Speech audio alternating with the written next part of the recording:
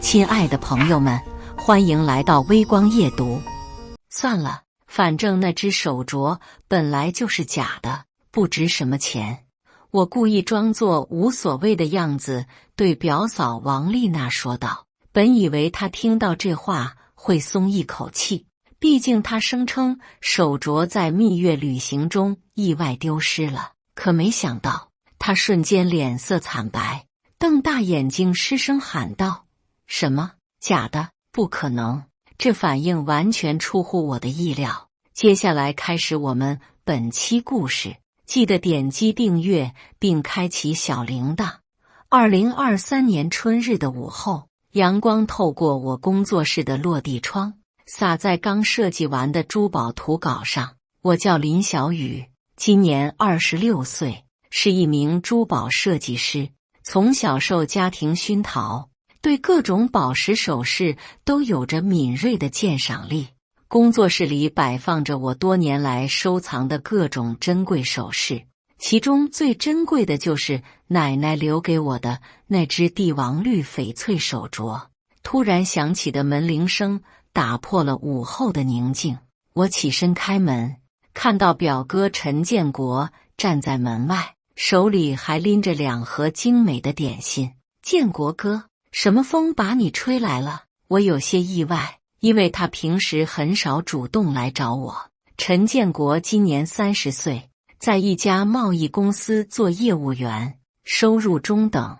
他长得不算帅，但为人老实厚道，从小对我这个表妹就很好，只是最近几年各自忙碌，联系不多。小雨，有点事想和你商量。他有些局促地站在门口，眼神闪烁。我让他进屋，给他倒了杯茶。陈建国坐在沙发上，双手搓着膝盖，看起来有话要说，但又不知从何开口。建国哥，有什么事你就直说吧，我们是什么关系？还用这么客气吗？我坐到他对面，耐心等着。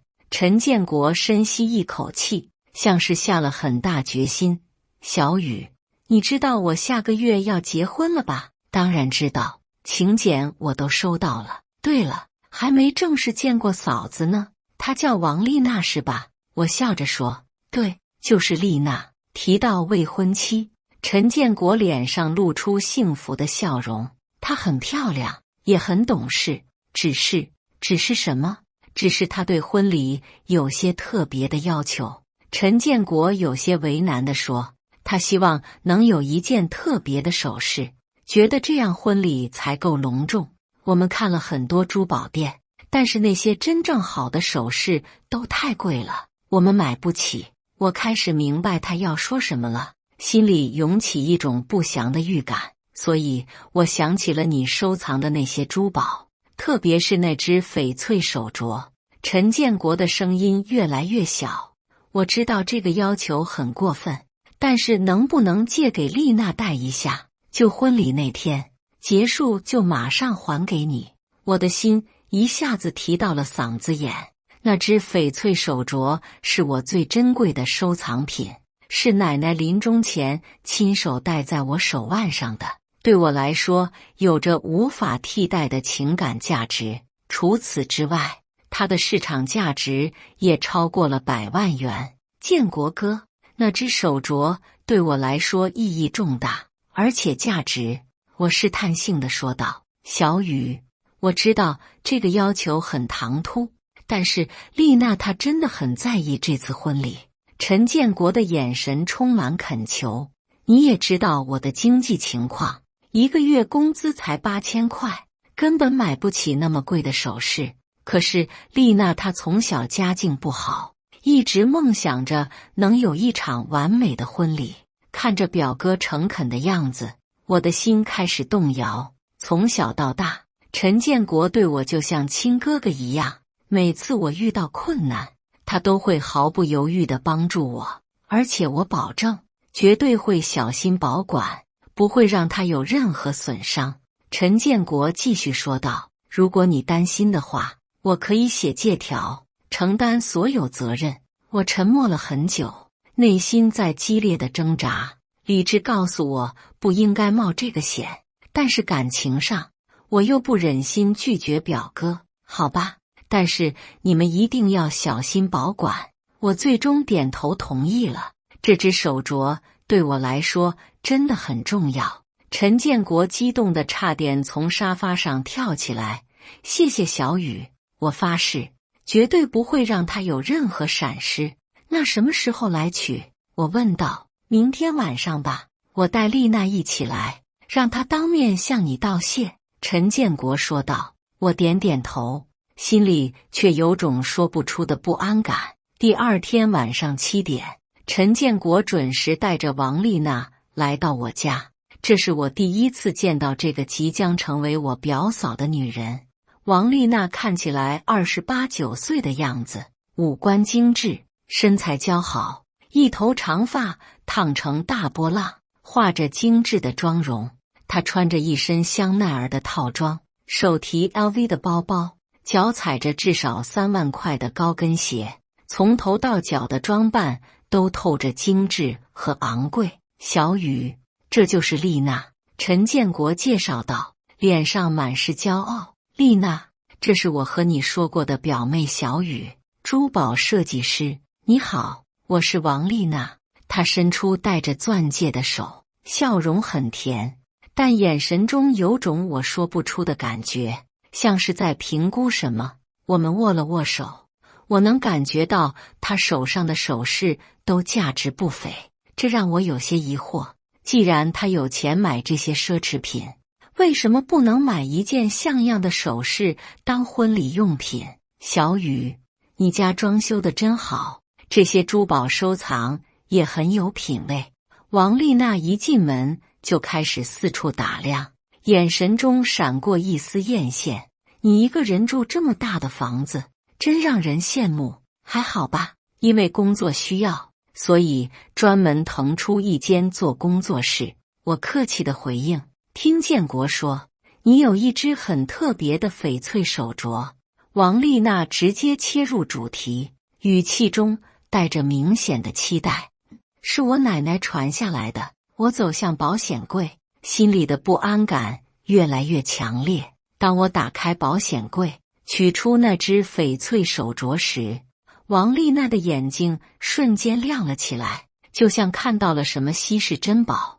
那是一只通透的帝王绿翡翠手镯，在灯光下泛着迷人的光泽，质地温润，色泽均匀，即使不懂珠宝的人也能看出它的不凡。天哪，太美了！王丽娜情不自禁地惊叹，眼中闪过一道异样的光芒，那种贪婪的光芒让我心里一跳。这种橙色的帝王绿太罕见了。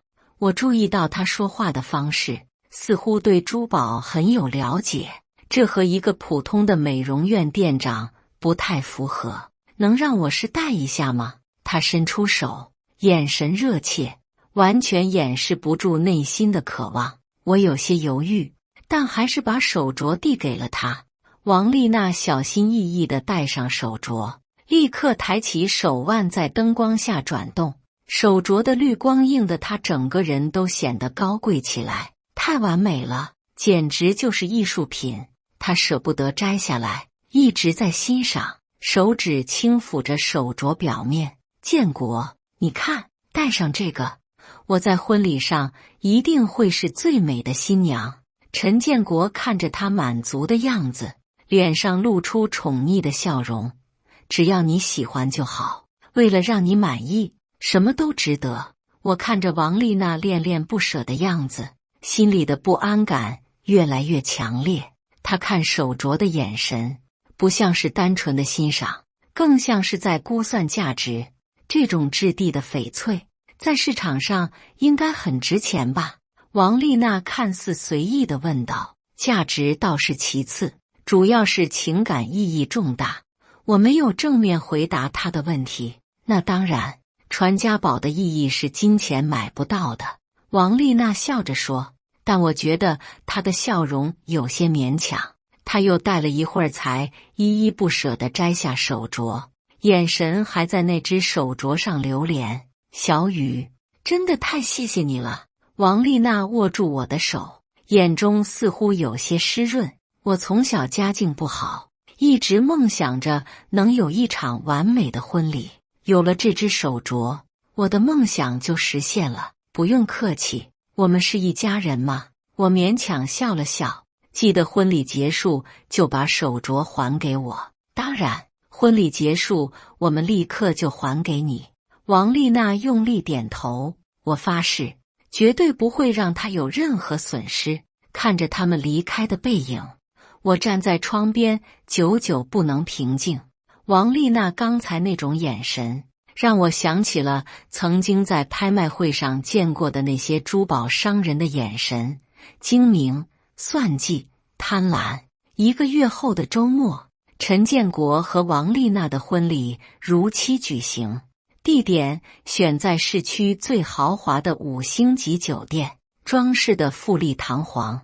我穿着礼服早早来到现场，心情复杂。作为表妹，我被安排在前排的贵宾席，陆续来了很多客人，大部分是陈建国的同事朋友，还有一些王丽娜的朋友，看起来都很有钱的样子。上午10点，婚礼正式开始，伴随着婚礼进行曲，王丽娜身穿洁白的婚纱，缓缓走向陈建国。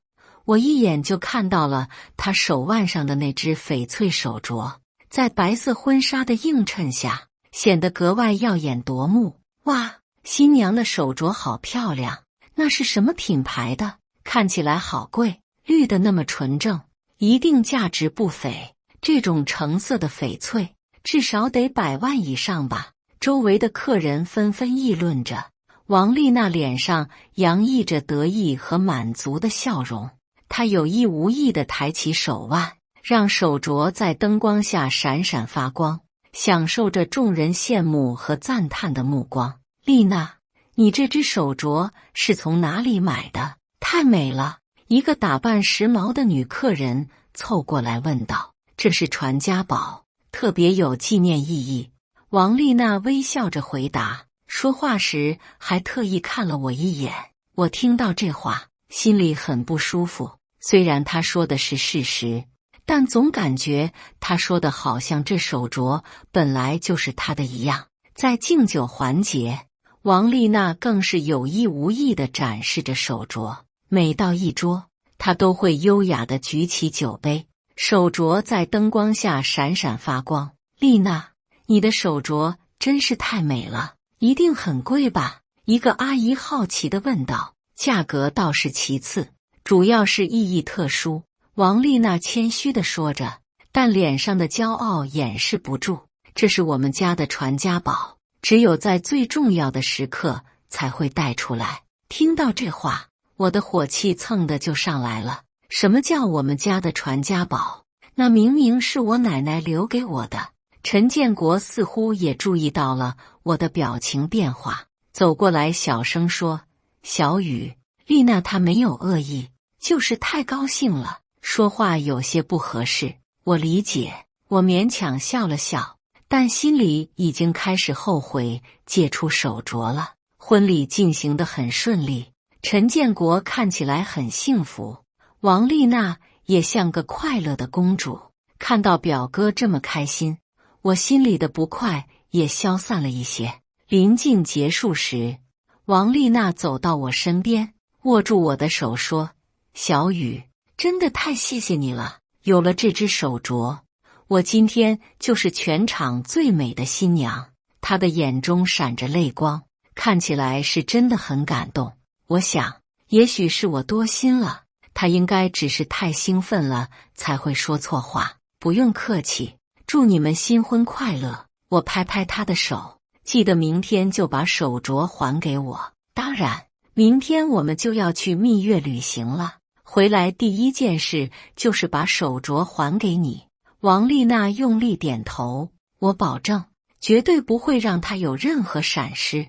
蜜月旅行结束后的第3天，我一直在等陈建国的电话，但始终没有音信。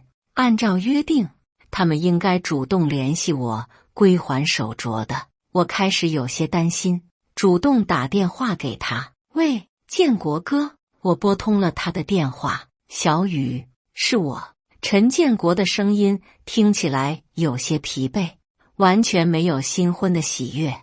你们旅行回来了吧？玩得怎么样？我试探性地问道。电话那头沉默了几秒钟，然后陈建国说：“回来了，玩的还行吧。那手镯的事，我直接提到重点。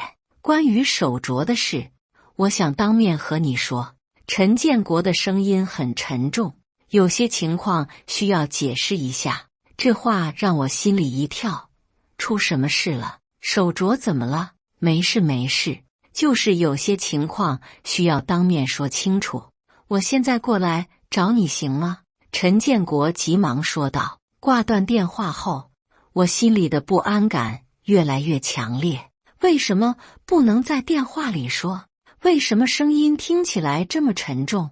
一定是出了什么问题。1个小时后，陈建国出现在我家门口，但这次他的脸色很难看，眼神闪烁，头发也有些凌乱，完全没有新婚男人应有的幸福模样。建国哥，你怎么了？脸色这么难看。我开门让他进来。陈建国坐下后，双手紧握，搓着手掌，支支吾吾地说：“小雨，关于手镯的事，我要向你道歉。”我的心一下子沉到谷底。手镯怎么了？是不是坏了？不是坏了。陈建国低着头，声音越来越小：“是弄丢了，弄丢了。”我几乎不敢相信自己听到的话，整个人从沙发上跳了起来。怎么可能弄丢？那么贵重的东西，你们怎么保管的？我们在蜜月旅行的时候去海边拍照。陈建国的声音颤抖着，眼神不敢直视我。丽娜带着手镯，结果一个大浪打来，她没站稳，手镯就滑到海里了。什么？掉海里了？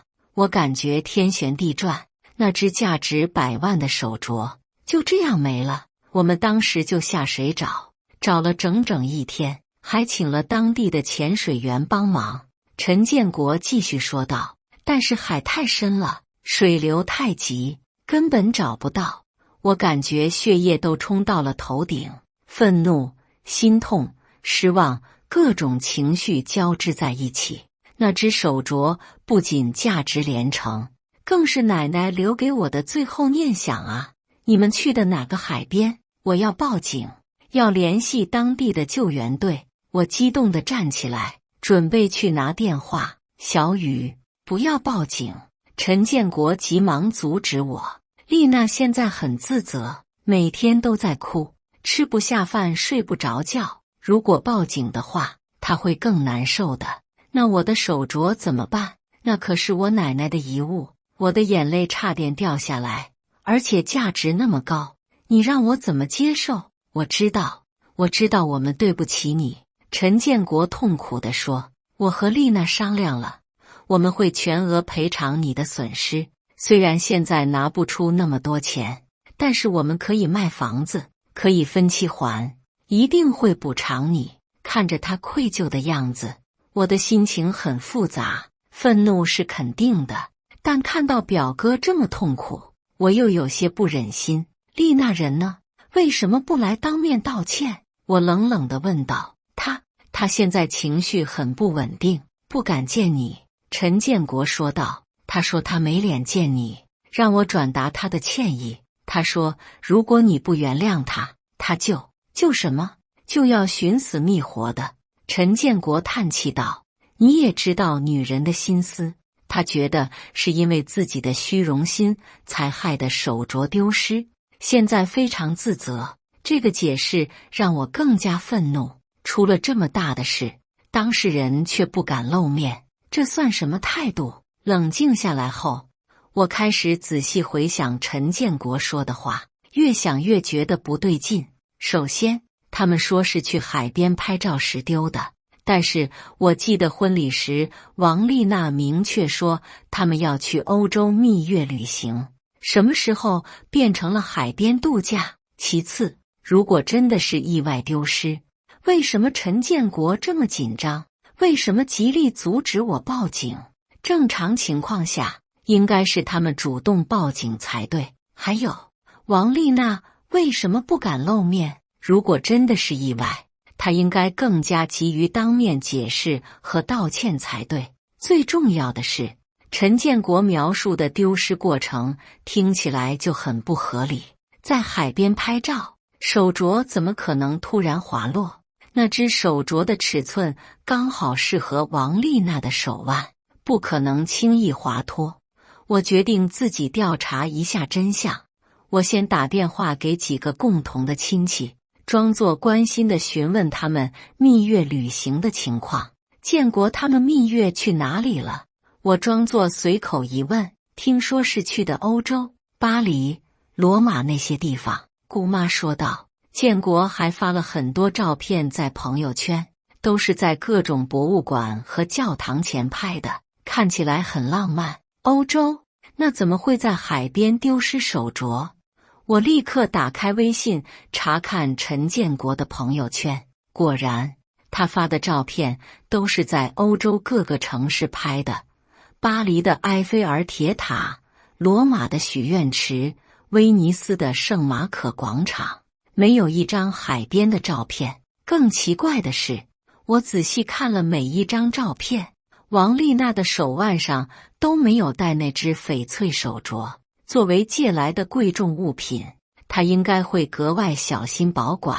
为什么一张佩戴的照片都没有？疑点越来越多，我怀疑手镯根本不是意外丢失的。接下来的几天，我开始更深入的调查。我通过朋友的关系联系上了王丽娜的一个闺蜜小张。最近丽娜怎么样？新婚应该很开心吧？我在咖啡厅里试探性地问道。小张叹了口气，开心什么啊？她最近愁得很。怎么了？是不是和建国吵架了？我装作关心的样子。不是因为建国，是因为美容院的事。小张压低声音说。他的美容院经营不善，欠了供应商和员工好多钱，最近债主天天上门催债。这个信息让我更加怀疑。那他打算怎么办？他说要想办法筹钱，这几天都在到处奔波。小张继续说，我还看到他从几家当铺出来，不知道在干什么。当铺这个词让我的心跳加速。如果手镯真的是意外丢失，他为什么要去当铺？他去当铺做什么？我继续问道。不知道，可能是想典当点东西换钱吧。小张说，他最近压力很大，每天都愁眉苦脸的，一点新婚的快乐都没有。我又从其他途径了解到，王丽娜的美容院确实面临严重的财务危机。不仅欠了供应商的货款，还欠了员工几个月的工资。最近他经常出入一些典当行和小额贷款公司。这些信息让我基本确定了我的猜测，手镯很可能是被他典当了。但是我需要更确凿的证据，于是我决定去几家大型典当行看看。第二天，我开始暗访市区几家知名的典当行。我编了个理由，说是想了解翡翠手镯的典当价格。请问你们这里收翡翠手镯吗？什么样的能值多少钱？我在第一家典当行问道。当然收，关键看成色和品质。老板说，如果是帝王绿的，成色好的话，能值不少钱。最近有人来典当过特别好的翡翠手镯吗？我试探性地问。老板警惕地看了我一眼，我们有客户隐私保护的。我在几家典当行都没有得到有用的信息，正准备放弃时，在第5家店里，我遇到了一个意外的线索。翡翠手镯啊，最近确实有个漂亮女人来典当过一只特别好的。一个伙计小声说道，帝王绿的，成色特别正，我们老板都说是难得一见的好货。我的心跳加速。什么时候的事？就上个月底。那女人很着急的样子，一直问能借多少钱。伙计继续说，我们老板给他评估了100万，他借了50万，时间完全吻合。上个月底正是他们蜜月旅行回来的时候。那个女人长什么样？我强忍着激动问道。挺漂亮的，20多岁，烫着大波浪，穿得很时髦。伙计回忆着，说话的时候很紧张，手都在发抖。这个描述完全符合王丽娜的特征，我几乎可以确定，她就是典当手镯的人。有了这些证据，我决定直接找他们摊牌，但是我不能冲动，需要策略性的处理这件事。我先给陈建国发了一条信息：建国哥，关于手镯的事，我想再和你们详细谈谈，请你和丽娜一起来我家，我们需要好好沟通一下。陈建国很快回复：小雨，我们已经答应赔偿你了，还有什么好谈的？如果你们不来，我就报警处理。我直接说道。过了很久，陈建国才回复：好吧，我们明天晚上过来。第二天晚上，陈建国和王丽娜来了。王丽娜看起来很憔悴，眼圈红红的，好像哭过很多次。她的穿着也朴素了很多，不再是之前那种奢华的打扮。小雨，对不起，都是我的错。王丽娜一见面就道歉，声音哽咽。如果你要怪就怪我吧，不要怪建国。先坐下吧，我们慢慢谈。我示意他们坐下，心里已经有了计划。我已经调查过了，你们根本没去过海边。我开门见山地说道。你们去的是欧洲，朋友圈的照片就是证据。陈建国的脸色瞬间变白。小雨，你这是什么意思？我的意思是，你们在撒谎。手镯不是在海边丢失的。我看着王丽娜，我也知道你的美容院欠了很多钱，最近你经常出入当铺。王丽娜听到这话，身体明显颤抖了一下，脸色变得更加苍白。你在调查我？她的声音颤抖着。我只是想知道真相。我冷冷地说，一只价值100万的手镯不可能无缘无故消失。陈建国看着妻子的反应，眼中开始出现怀疑。丽娜，你老实告诉我，手镯到底怎么了？王丽娜低着头，双手紧握，不敢看我们的眼睛。看到他们的反应，我知道自己的猜测是对的，但是我需要更直接的证据。于是我决定设一个陷阱。我深吸一口气，装作疲惫的样子说，算了，我也累了，不想再追究了。陈建国和王丽娜都松了一口气，以为我要放弃了。反正那只手镯本来就是假的，不值什么钱。我冷笑一声，装作无所谓的样子，就当是送给你们的结婚礼物吧。这话一出，王丽娜的脸色瞬间变得惨白，她瞪大眼睛，难以置信地看着我，嘴巴微张，一副受到巨大冲击的样子。什么？假的？她失声喊道，声音尖锐。不可能，那个鉴定师明明说是真的，而且值。话说到一半，他猛然意识到自己说漏了嘴，急忙用双手捂住嘴巴，眼中满是惊恐，但是已经来不及了。陈建国震惊地看着妻子，眼中满是不敢置信。什么鉴定师？你把手镯拿去鉴定了？什么时候的事？王丽娜意识到自己彻底暴露了，整个人瘫软在沙发上，脸色惨白的没有一丝血色。丽娜，你到底做了什么？陈建国的声音在颤抖，眼中的爱意正在快速消失，取而代之的是失望和愤怒。我看着他们，心里五味杂陈。虽然证实了自己的猜测，但看到这一对新婚夫妇因此决裂，我也感到难过。现在你们还要继续撒谎吗？我冷冷地问道。王丽娜看着丈夫失望的眼神，再看看我冷漠的表情，终于承受不住压力，崩溃了。我把手镯抵押给典当行了，他瘫坐在沙发上，眼泪如雨下，声音颤抖得厉害。我没有办法，美容院欠了太多钱，债主天天上门威胁，我快要疯了。陈建国如遭雷击，呆呆地看着妻子。你怎么能这样做？那是小雨的手镯，我知道我错了，我真的知道错了。王丽娜哭得声嘶力竭，但是我真的没有别的办法了。我听着她的解释，心中怒火中烧。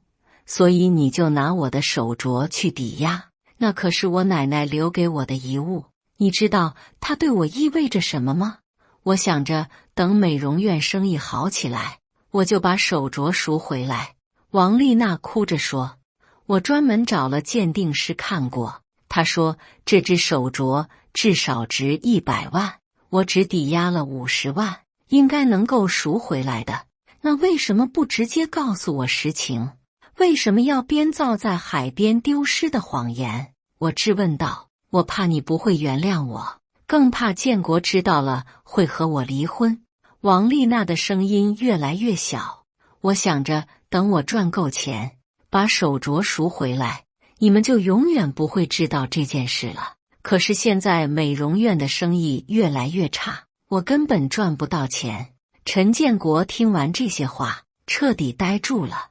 他看着眼前这个陌生的女人，仿佛第一次认识她一样。丽娜，我们才结婚1个月，你就能为了钱对我撒谎，还感动小雨的东西。他的声音充满了失望和愤怒。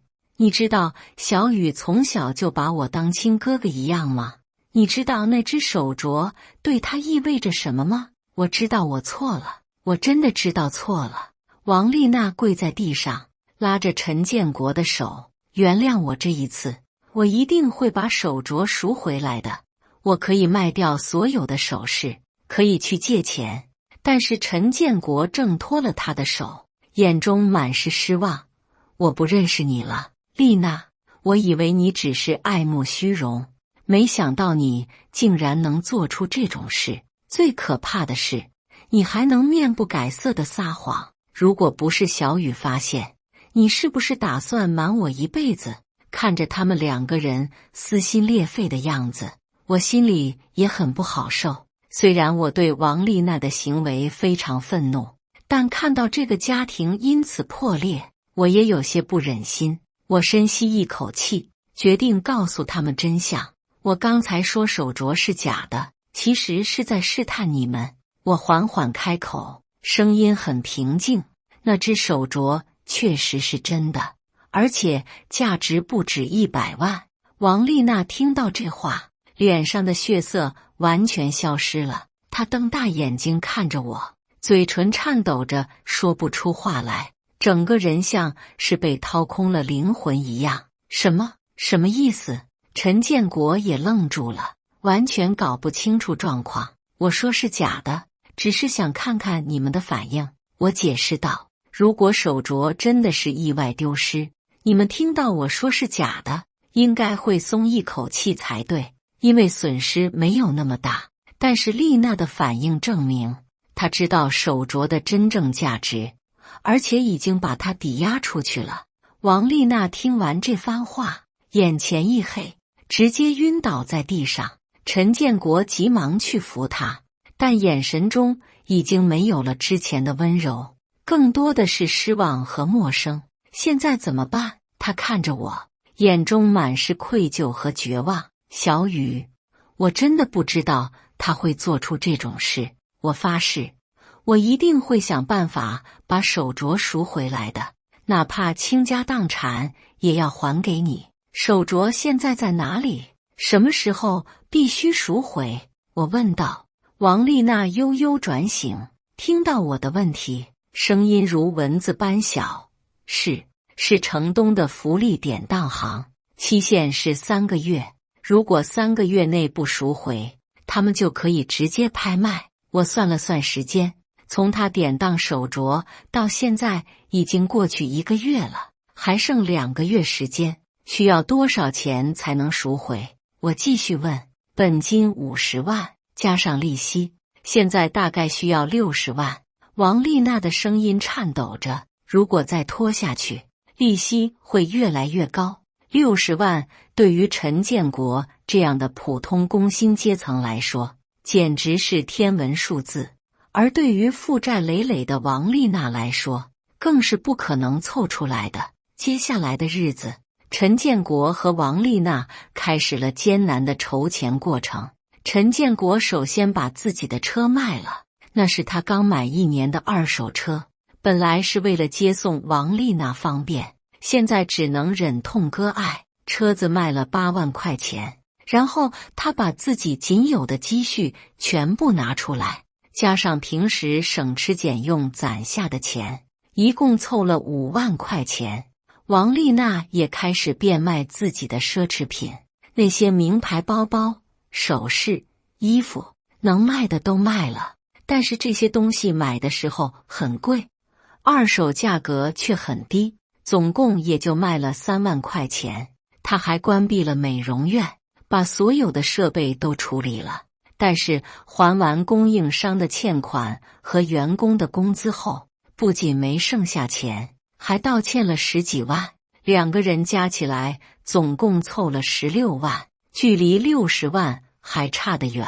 他们开始向亲戚朋友借钱，陈建国厚着脸皮找同事借，找老同学借，把能想到的人都找了一遍，但是60万的数目太大，大家都有心无力，最多只能借个18000的。建国，我真的帮不了你了。陈建国的一个老同学说道，我家也在还房贷，实在拿不出这么多钱。我理解。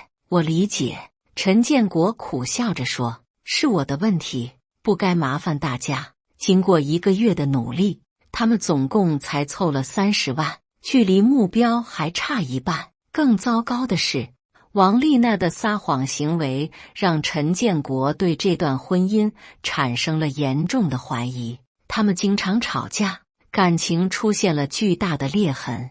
我是不是太天真了？陈建国有一天晚上来找我，眼中满是疲惫和绝望。我以为找到了真爱，以为可以和他白头偕老，结果却是这样。看着表哥憔悴的样子，我心里也不好受。虽然我很愤怒王丽娜的行为，但我不想看到陈建国这么痛苦。建国哥，每个人都会犯错，关键是犯错之后的态度。我试着安慰他，可是他骗了我，还动了你的东西，这样的人，我还能信任他吗？陈建国痛苦地摇头，我现在都怀疑他是不是真的爱我，还是只是看中了我的老实好欺负。随着时间的推移，陈建国和王丽娜的关系越来越紧张，每天晚上他们的房间里都会传来争吵声。丽娜，你还有什么瞒着我的？陈建国质问道。除了手镯的事，你还撒过什么谎？我没有，真的没有了。王丽娜哭着说。建国，我知道我伤害了你，但请你相信我，我是真的爱你的，爱我。如果你真的爱我，怎么会在我们新婚的时候就开始撒谎？陈建国愤怒地说。你知道小雨对我有多重要吗？他从小就把我当亲哥哥，我怎么有脸面对他？我愿意做任何事来弥补。王丽娜跪在地上，你让我怎么做都行，只要你不离开我。现在说这些还有什么用？陈建国看着他，眼中满是失望。你已经让我看清了你的真面目。为了钱，你可以对最亲近的人撒谎，可以动别人的东西，这样的品格，我怎么能信任？王丽娜被说得无言以对，只能痛哭。她知道自己的行为彻底伤害了丈夫的心，但是现在后悔已经来不及了。陈建国开始考虑离婚，他找律师咨询过，如果现在离婚，王丽娜欠下的债务他不需要承担，这对他来说是最好的选择。但是每当他看到王丽娜痛苦的样子，又会心软，毕竟是他选择的女人，也是他曾经深爱过的人。时间一天天过去，距离赎回期限越来越近。眼看只剩下1个星期，他们还是没有凑够钱。王丽娜几乎天天以泪洗面，整个人憔悴得不成样子。她知道，如果手镯真的被拍卖了，陈建国肯定不会原谅她，她也没脸面对我。小雨，我跪下给你道歉。她真的跪在我面前，额头贴地。是我贪心，是我对不起你的信任。如果手镯真的找不回来了，我愿意用我的命来偿还。看着他绝望的样子，我心软了。毕竟手镯虽然珍贵，但也不值得1条人命。而且看到陈建国这么痛苦，我也于心不忍。起来吧，事情还没到绝望的地步。我扶起他，可是我们已经尽力了，实在凑不够钱了。王丽娜哭着说，还差30万，我们已经借遍了所有能借的人，再也想不出办法了。我沉默了很久，内心在激烈的挣扎。理智告诉我不应该帮助他，他必须为自己的行为承担后果。但是感情上，我不忍心看到表哥的生活被毁掉，剩下的钱我来出。我最终做了一个决定。什么？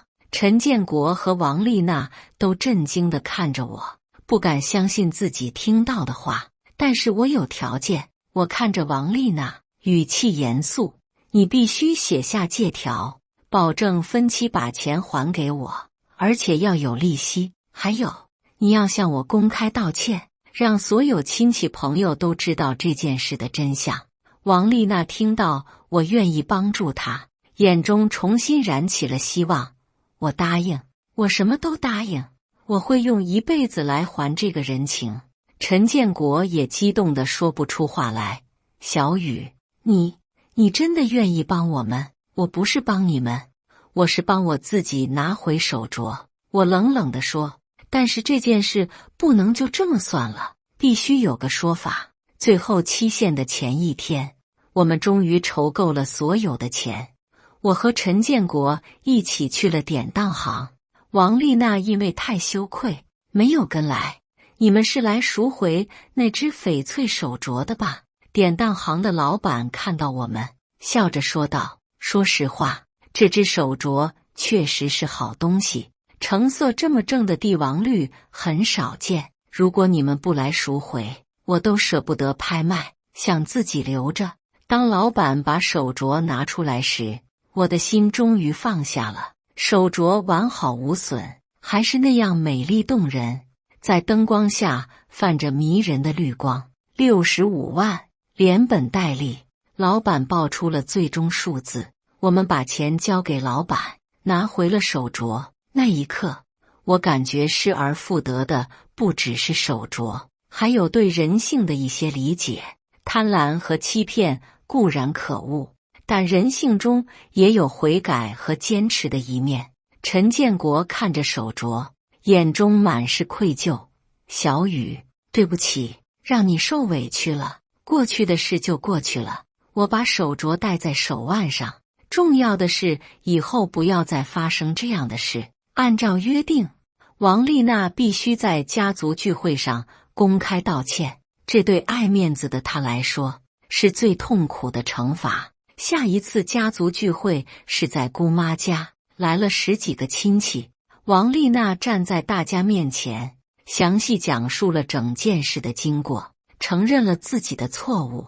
我对不起小雨的信任，也对不起建国对我的爱。她哭着说道，我因为美容院的债务问题，私自把小雨借给我的翡翠手镯抵押给了典当行，然后编造谎言说是在旅行中丢失了。这是极其错误和卑鄙的行为。在场的亲戚们都很震惊，交头接耳地议论着，没想到看似温柔的王丽娜会做出这样的事。我知道我伤害了大家对我的信任，也差点毁掉了建国和小雨的感情。王丽娜继续说，我愿意承担所有后果，也会用一生的时间来偿还对小雨的亏欠。姑妈拉着我的手说，小雨，你能原谅他已经很大度了，这样的事一般人是不会原谅的。家人之间没有过不去的坎。我说道，重要的是他能认识到错误，并且愿意改正。王丽娜为了挽回这段婚姻，开始努力工作赚钱还债。她找了一份普通的销售工作，每天早出晚归，省吃俭用，每个月都会按时给我还钱。同时，她也在努力修复和陈建国的关系。她不再追求名牌和奢侈品，开始学着做家务，努力成为一个贤妻良母。对陈建国来说，这件事让他成熟了很多。他开始更加理性地看待婚姻和爱情，不再只看表面的美丽和甜言蜜语。他明白了，真正的爱情需要建立在诚实和信任的基础上。感谢大家的观看，本期故事精彩吗？欢迎大家在下方评论区吐槽。如果你喜欢这类故事，记得点击订阅微光夜读，并分享给更多的人，这会对我帮助很大。再次感谢大家的观看。